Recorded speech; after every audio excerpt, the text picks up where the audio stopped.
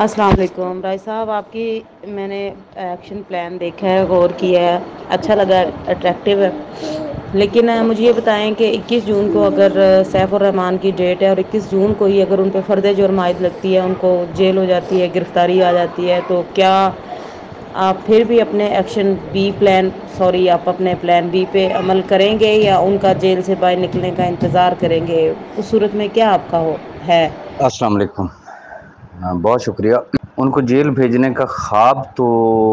ضرور دیکھا جا سکتا ہے اور بہت سارے لوگوں کی خواہشات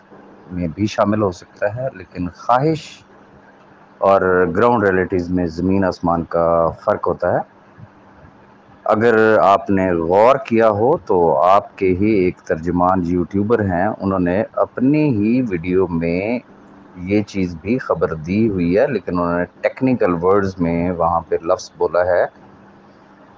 کہ سیف الرحمان صاحب کی طرف سے 265K کی اپلیکیشن دے دی گئی ہے، اور اس پہ میں بعد میں بات کروں گا۔ تو اس کا مراد یہ ہے کہ بریت کی اپلیکیشن۔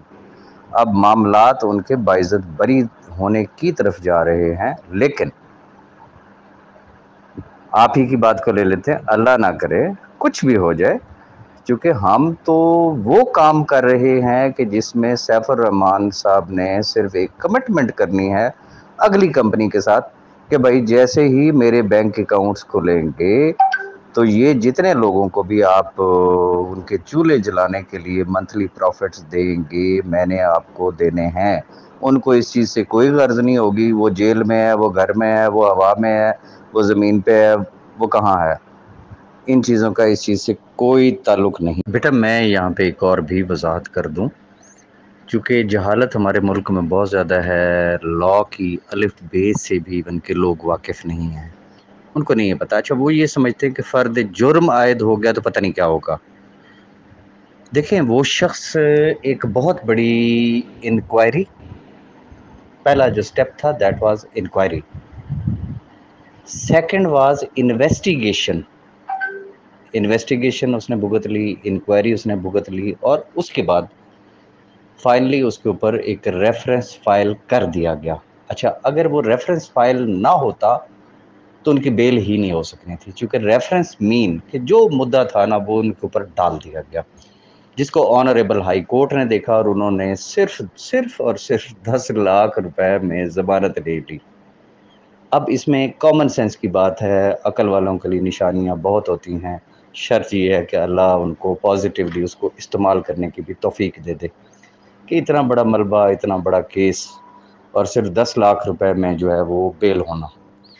اب آگے جو ہم کہتے ہیں نا ہمارا جوڈیشل سسٹم پروسیجر، فرد جرم از دا پارٹ آف پروسیجر، اس کا یہ مطلب نہیں کہ فرد جرم عائد کر کے انہوں نے اس کو پھر جیل میں بھیج دینا، نو، فرد جرم سے مراد یہ ہوتی ہے ٹرائل شروع ہونا،